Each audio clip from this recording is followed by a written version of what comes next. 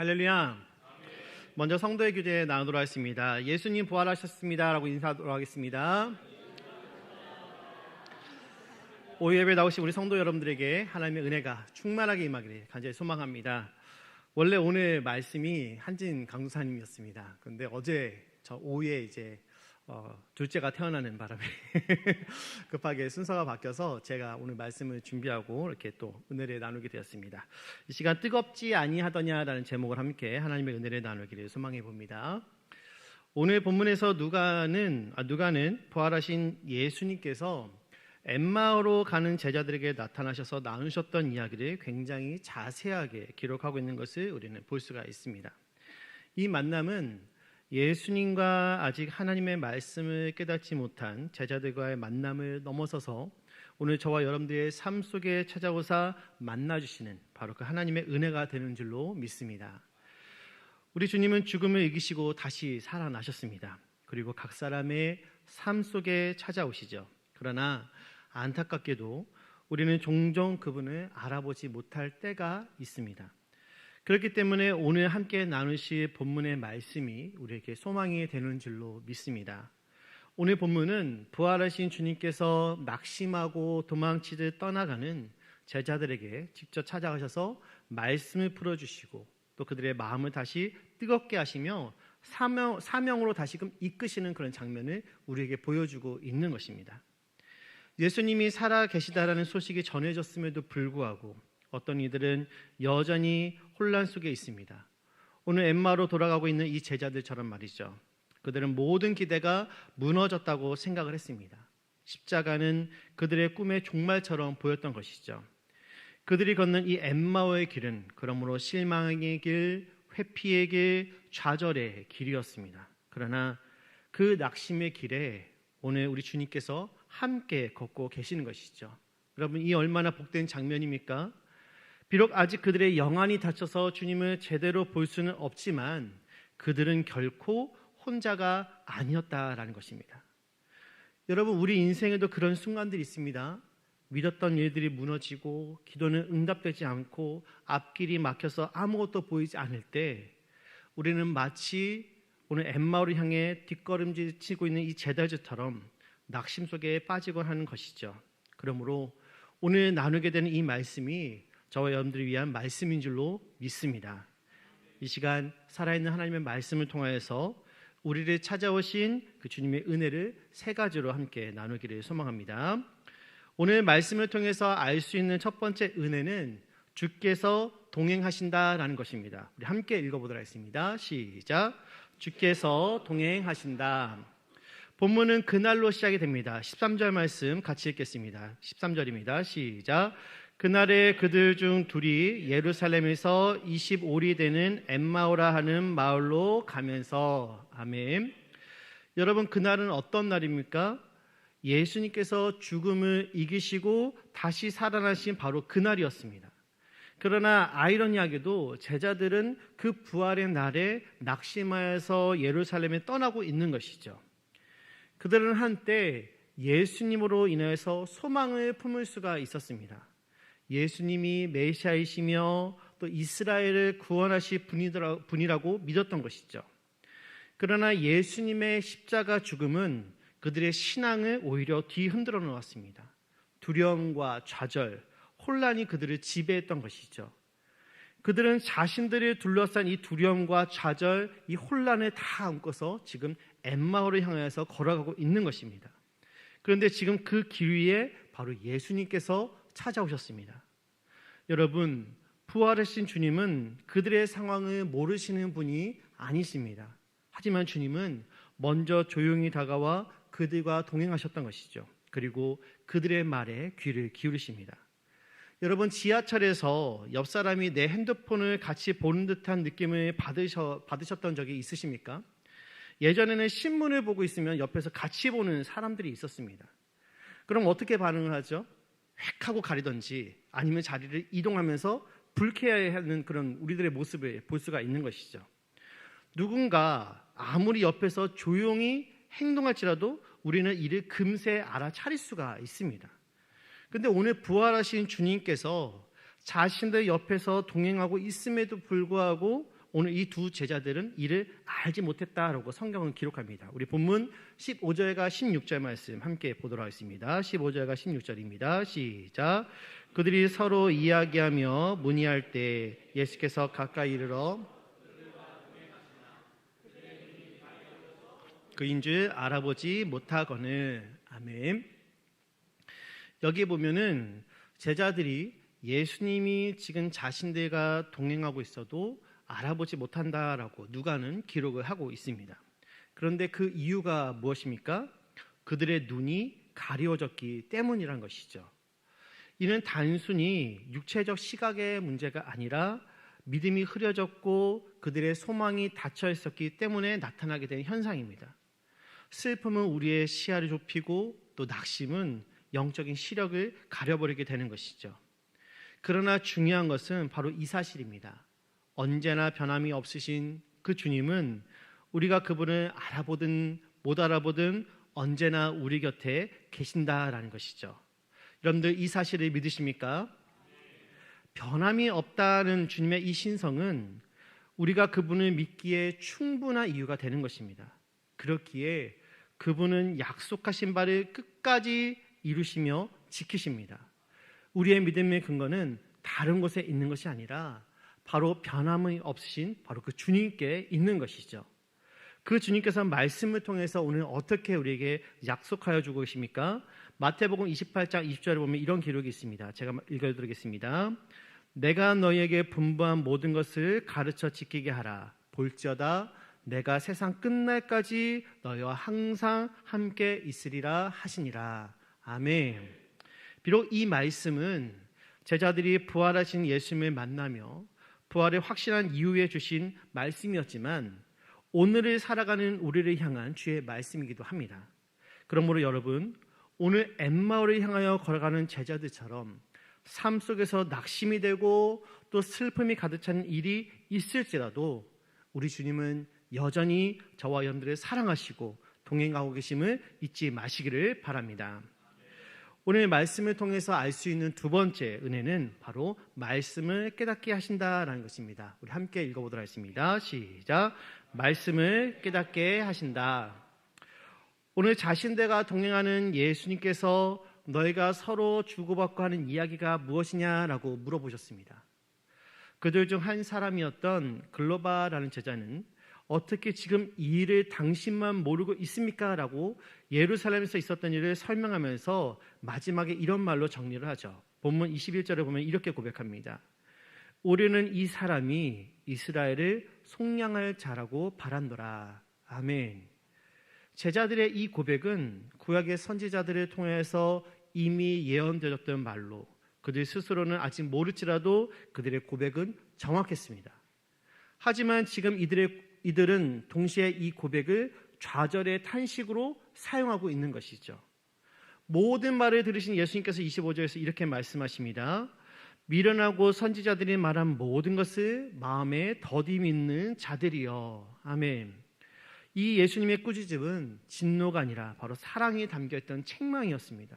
그리고 이어지는 장면에서 예수님은 모세와 선지자들의 글, 즉 성경 전체를 통해서 자신에 관한 것들을 자세하게 풀어서 설명을 해주고 계시는 것이죠. 이것은 단순한 성경 공부가 아닙니다. 이건 제자들의 무너졌던 신앙을 다시 세우는 영적 재건의 시간이었습니다. 고난과 죽음, 또 부활과 영광을 말씀을 통해서 다시 해석해 주심으로써 제자들 안에 가득 차 있었던 그 내면의 혼란과 절망을 정리해 주셨던 것이죠. 오늘날 우리도 마찬가지입니다.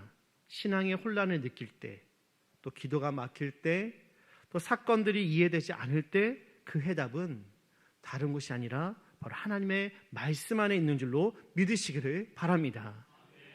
오늘 본문의 제자들과 오늘을 살아가는 우리와 다른 점이 있다고 한다면 우리에게 말씀을 해석해 주시는 분은 예수님께서 믿는 자들에게 보내주신 바로 성령님께서 하신다라는 것이죠. 올해 들어 저는 성장반을 인도하고 있습니다. 첫 시간에 성령에 대해서 함께 살펴보게 되었는데 성령이 하는 역할들이 있음을 나눌 때 이것이 큰 은혜가 되었던 것이죠. 예수를 믿고 그분을 나의 구주로 영접한 자들에게는 성령이 선물로 내주하시게 되고 이후 성령은 성도들 안에서 일하시게 됩니다. 그래서 죄가 무엇인지를 알게 하고 하나님과 교제의 기쁨이 무엇인지를 알게 하며 무엇보다도 하나님의 그 살아있는 말씀을 깨닫도록 돕는다라는 것이죠. 그 외에도 많은 성령의 일하심이 있겠지만 오늘 본문에 비춰보면은 성령이 말씀을 깨닫도록 하시기 때문에 우리는 하나님의 말씀에 내 삶을 비추어 말씀을 기준대로 살아갈 수가 있는 것입니다. 그렇게 성도는 성경을 통해 하나님의 뜻을 다시 배우고 예수님의 십자가와 또 부활이 나의 삶과 어떤 관련이 있는지를 묵상할 때 비로소 우리의 시야가 열릴 수가 있는 것이죠. 성경은 예수님을 드러내고 예수님은 우리의 삶을 또 새롭게 해석하십니다. 말씀이 열릴 때 고난이 낯설지가 않고 또 절망이 끝이 아니며 기다림에도 이유가 있다는 것을 우리는 깨달을 수가 있는 것이죠. 우리에게는 양육과 훈련 프로그램이 잘 준비가 되어서 현재 은혜 가운데 잘 진행이 되고 있습니다. 새가족 반부터 목자반에 이르기까지 모든 시간들이 말씀을 통해 은혜를 나누는 그런 시간들이죠. 간절히 바라기는 우리 교회 모든 성도들이 말씀의 그 은혜 가운데 빠져서 세속의 거친 물결 앞에서도 흔들리지 않기를 간절히 소망합니다. 이를 위해서 우리 교회 강단이 언제나 진리만을 선포하는 말씀의 전당이 될 수 있도록 기도해 주시기를 바랍니다. 오늘 말씀을 통해서 알 수 있는 마지막 은혜는 다시 사명자가 되게 하신다라는 것입니다. 우리 함께 읽어보도록 하겠습니다. 시작. 다시 사명자가 되게 하신다. 예수님께서 말씀을 풀어주심으로 인해서 제자들은 예수님을 붙잡아서 이제 간청하게 됩니다. 우리와 함께 유하사이다. 이에 예수님 그들의 간청을 거절하지 않으시죠. 이미 때가 저물고 날이 이미 길었기에 예수님은 그들과 함께 유하로 들어가사 식사 자리에 함께 앉으시게 됩니다. 그리고 음식을 잡수실 때 떡을 가지사 축사하시고 떼어 그들에게 주시게 되는데요. 그제서야 비로소 제자들의 눈이 밝아져서 예수님을 알아보게 되었던 것이죠. 여러분, 얼마나 감동적인 이 순간입니까? 그토록 그립고 그토록 보고 싶었던 주님께서 이제 자신들 앞에 계시니 이들이 얼마나 큰 감동이 되었을까요? 그러나 그들의 발행과는 달리 예수님께서는 이내 사라져 보이지 않게 되었습니다. 그들이 이에 대해서 이렇게 말합니다. 우리 본문 32절 말씀을 함께 읽어보도록 하겠습니다. 32절입니다. 시작. 그들이 서로 말하되 길에서 우리에게 말씀하시고 우리에게 성경을 풀어주실 때 우리 속에서 마음이 뜨겁지 아니하더냐 하고. 아멘. 여러분, 사람은 누구나 뜨거운 마음을 안고 살아갑니다. 다만 어떤 것을 마음에 품고 사느냐가 중요한 것이죠. 어떤 사람은 돈에 미쳐서 사는 사람들이 있습니다. 돈을 더 많이 벌기 위해서 자신의 모든 것을 내어드리고 또 때로는 가족을 배반하는 일들도 서슴지 않는 일들을 세상 사람들은 하게 되는 것이죠. 또 어떤 사람들은 도박에 노름에 미쳐 살아가기도 하고 또 어떤 사람들은 음욕에 사로잡혀 노예가 되어 살아가는 그런 사람들도 있습니다. 이렇게 자신의 정욕에 몸이 달아서 사는 사람들을 성경은 결국 정욕으로 말미암아 죽게 된다라고 말하고 있습니다. 그렇다면 여러분, 성도는 과연 무엇으로 마음이 불타서 살아야만 되는 것일까요? 오늘 제자들의 반응처럼 바로 하나님의 말씀으로 불이 붙어 살아야 되는 줄로 믿으시기를 바랍니다. 하나님의 말씀으로 마음에 불이 붙은 이들이 향한 곳이 어디였습니까? 그들은 더 이상 엠마오에 머물 이유가 없었습니다. 본문 33절 상반절에 보면은 곧 그때 일어나라고 되어 있습니다. 날이 이미 저물었고 날이 어두워서 저녁 식사를 했던 그런 상황이었음에도 불구하고 그들은 더 이상 이곳에 있을 이유가 없어졌던 것이죠. 하나님의 말씀으로 마음이 뜨거워졌던 그들은 당장 그 즉시 그 자리를 박차고 일어나 그들이 있어야만 했던 그곳 바로 예루살렘으로 돌아갔던 것입니다. 그리고 그곳에서 11 제자와 그들과 함께 한 자들을 만나 그동안 있었던 일들을 나누며 부활하신 주님을 담대하게 증거하였던 것이죠. 사랑하는 성도 여러분, 성도를 성도되게 하는 것 그리고 성도를 강하게 만드는 것은 다른 것이 아닙니다. 바로 하나님의 말씀인 것입니다. 내가 처한 상황이 두려움과 실패, 절망과 슬픔이 가득할지라도 우리가 다시 말씀 앞에 설 수만 있다면 우리는 다시 사명자로 돌아갈 수가 있는 것입니다. 여러분 가운데 혹시 낙심하고 계신 분이 계십니까? 혹시 여러분들의 상황 때문에 슬퍼하며 눈물밖에 흘릴 수 없는 그런 상황 가운데 계신 분이 있습니까? 또는 사방이 가로막혀서 아무것도 보이지 않는 그런 절망 가운데 계신 분이 계십니까? 다시 말씀 앞에 서기를 간절히 원합니다. 우리가 다시 한번 말씀 앞에 설 때 그 말씀이 우리에게 가야 할 길을 알려주시고 우리가 잊었던 그 사명을 기억하게 하시며 다시금 사명을 향하여 나갈 수 있는 새 힘을 공급해 줄 줄로 믿습니다. 이 말씀의 은혜가 저와 여러분 삶 가운데 충만하게 임할 수 있기를 간절히 소망합니다. 이제 말씀을 정리하도록 하겠습니다.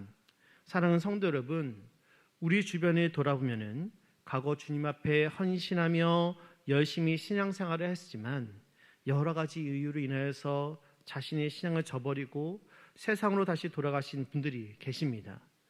그들이 떠난 이유는 참으로 다양하죠. 실망해서 떠나고 시험에 들어서 떠나고 또 고난이 두려워서 떠납니다.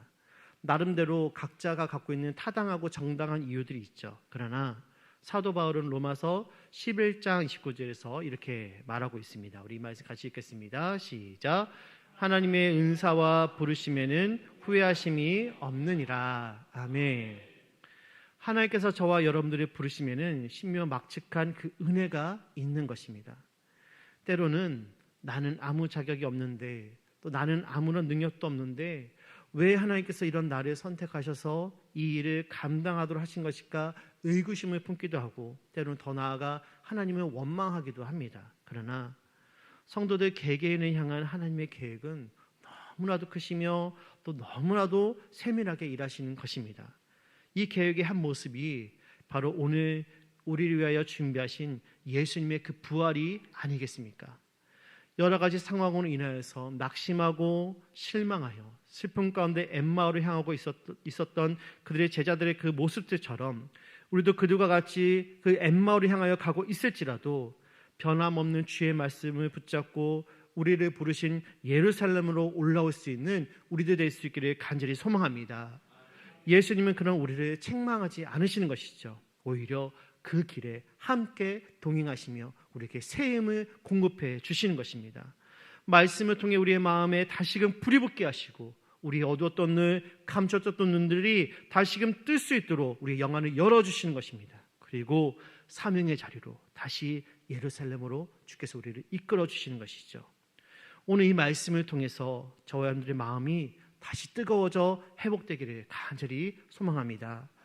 부활하신 그 예수님을 선포했던 것처럼 나의 삶을 억누르고 있는 모든 상황으로부터 부활하신 주님만을 바라보며 그분의 이름을 높여드릴 수 있기를 간절히 소원합니다.